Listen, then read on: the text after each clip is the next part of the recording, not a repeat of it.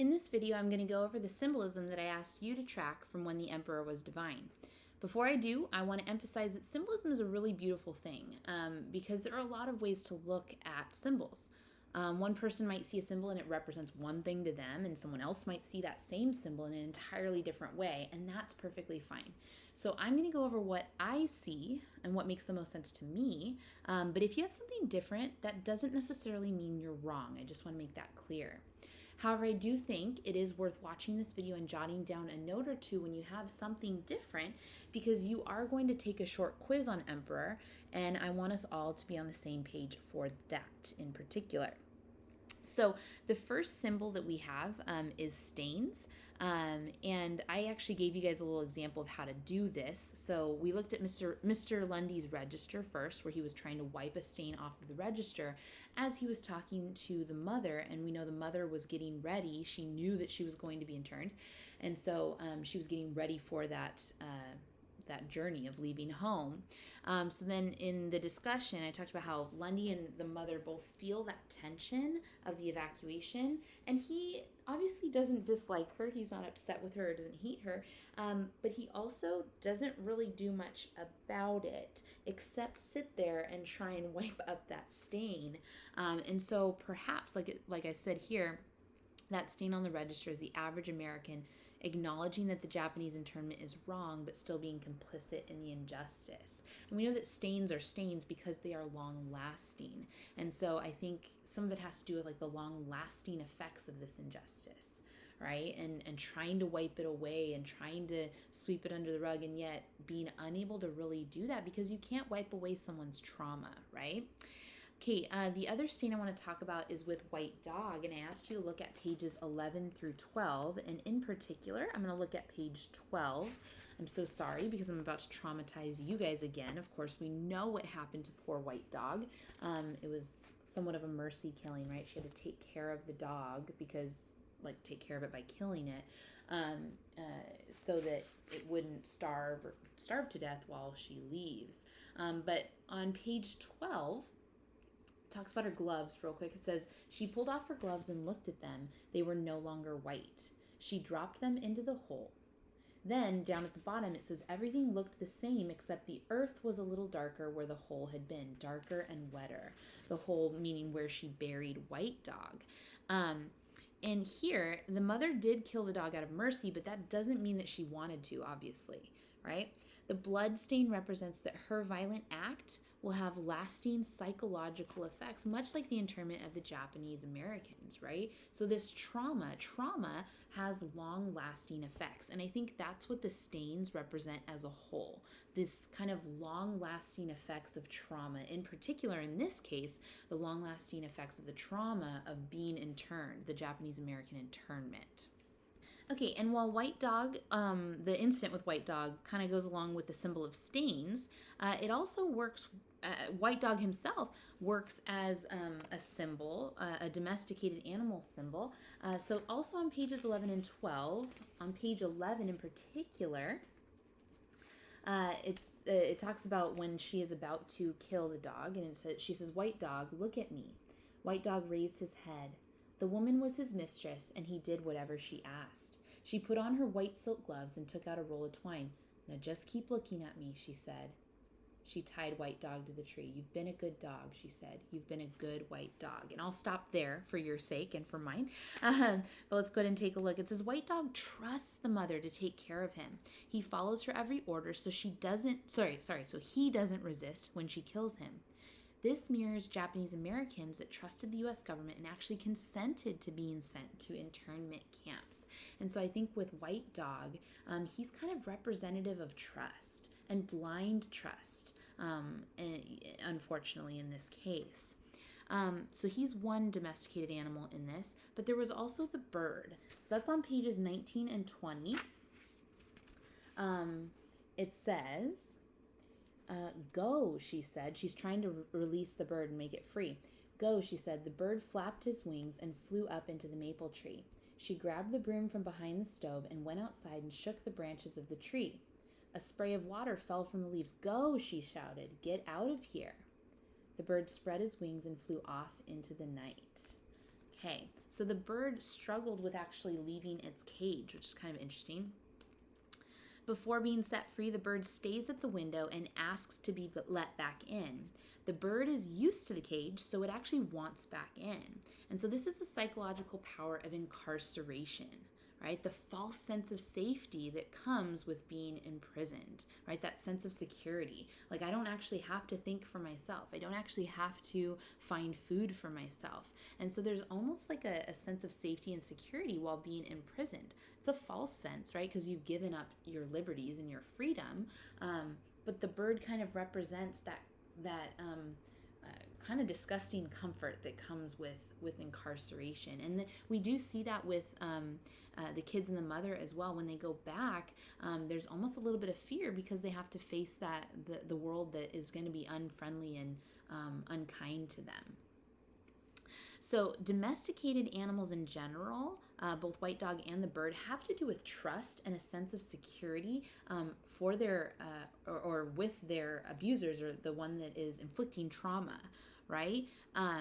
So it's like this, again, trust for the oppressor, trust with the oppressor, and that's not necessarily a good thing. So, but let's look at wild horses, because the wild horses are not domesticated. We see this in the girls' encounter or experiences. It's when they were in the train, and it says on the bottom of page 45, she pulled back the shade and looked out into the black Nevada night and saw a herd of wild mustangs galloping across the desert. The sky was lit up by the moon, and the dark bodies of the horses were drifting and turning in the moonlight, and wherever they went, they left behind great billowing clouds of dust as proof of their passage.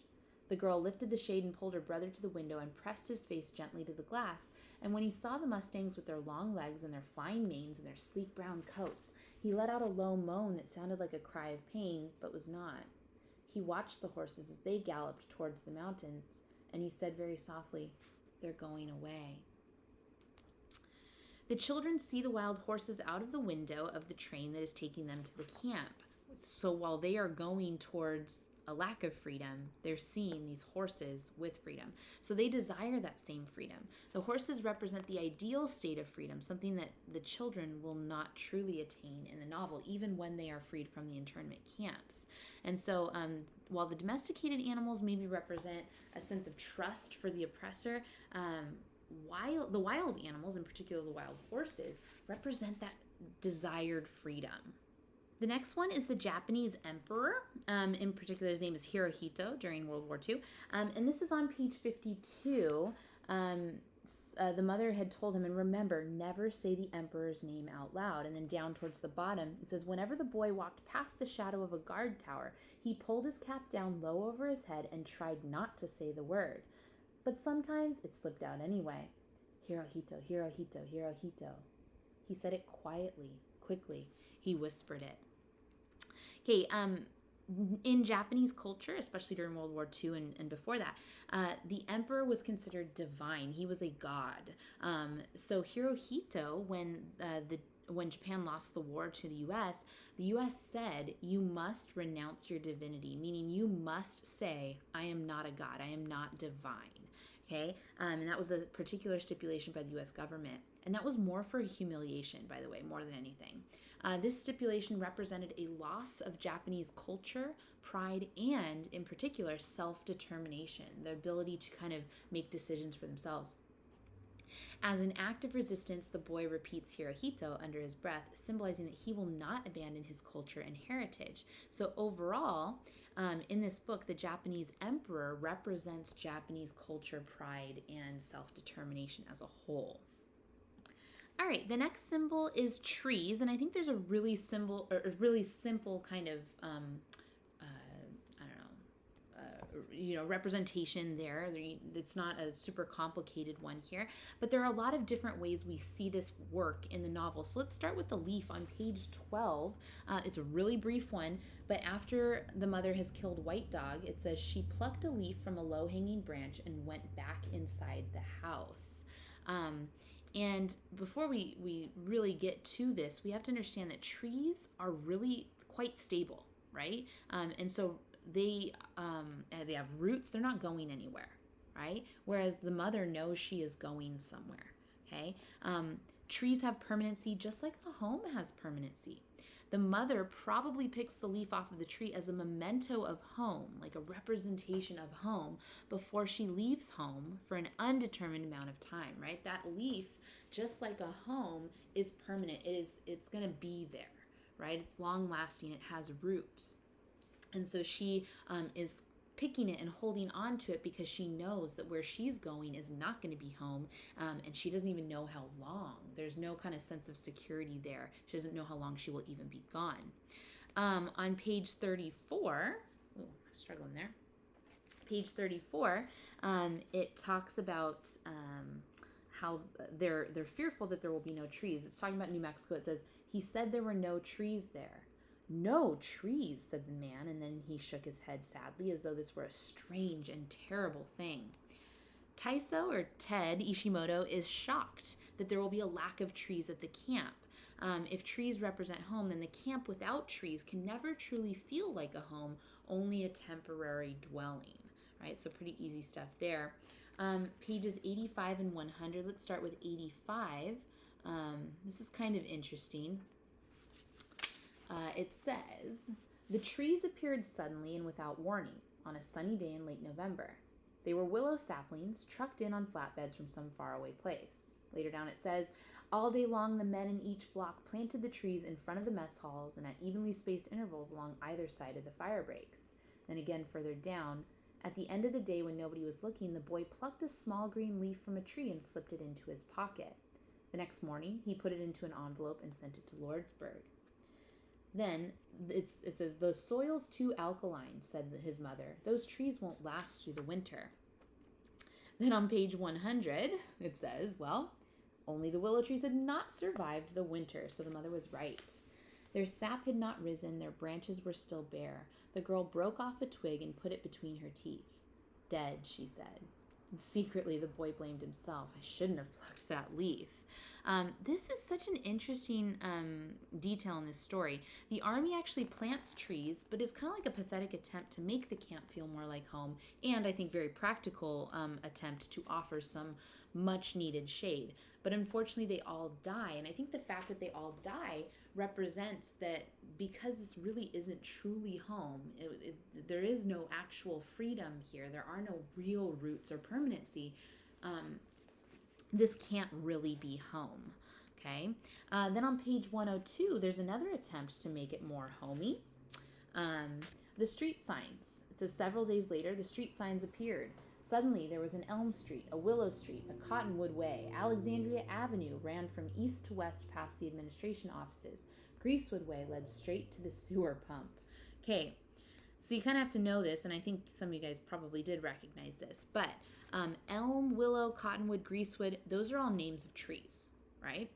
The army again attempts to make the camp feel more like home by putting in street signs that are named after trees, which, by the way, street signs themselves are kind of homey as well. Like, it represents a neighborhood, and so there's a sense of community there with that, and permanency as well. However, the place, the camp itself, is as much a home as the Elm Street sign is a tree, right? The signs are not actual trees. They may be named trees, but they're not trees, right? And so just like they are not trees, and trees represent home, the camp itself is not an actual home. It's not a place of permanency. It actually serves to discourage hope of leaving, according to the mother. Okay, and finally, the rose bush that was, of course, stolen from their front yard. On page 106, it said this is when they returned back from the camp, they returned home. It says, the rose bush our mother had once planted alongside the narrow gravel path that led up the front steps of our house was no longer there. We had left it in the spring, but now it was fall, and where our mother's rose bush had once stood, there was only a clump of dead weeds. Then later, pages 138 to 139, kind of towards the end of the chapter, or actually the very end of the chapter, it says, in May, when the heat settled in and roses everywhere burst into bloom, we wandered the streets every day after school in search of the rose bush our mother had once planted in our front yard. At first, we saw it wherever we looked, in the Gilroys' front yard, and the Myerses, and lying low among the rhododendrons in the prize-winning garden of the Mrs. O'Grady. But upon closer inspection, none of the rose bushes turned out to be ours. They were too big or too small, or their petals too pale, and after a while we gave up and turned our attention to other things. But we never stopped believing that somewhere out there, in some stranger's backyard, our mother's rose bush was blossoming madly, wildly, pressing one perfect red flower after another out into the late afternoon light. Okay, so while they were interned, the rose bush was stolen from the family's front yard. The children at the end say they're looking around the neighborhood for it, but they can't find it. They assume it's been replanted in someone's backyard, not in their front yard. The rose bush represents the freedom that was stolen from them, and I think the fact that it is in someone else's backyard suggests that this stolen freedom is a great shame, right? They're not going to plant a stolen bush in the front yard. That's not something that you announce and are proud of, right? So I think just like the U.S.'s shame of Japanese internment, we want to kind of shove that I don't know, somewhere where we can't really face it or confront it, because it is a shame, right? It is a travesty. It's a trauma that happened, and it was in the U.S., and that's embarrassing. It's an embarrassment. And so we want to put it in our backyard, not our front yard. Unfortunately, that's a bad move, though, because we do need to confront it. All right, thanks for listening.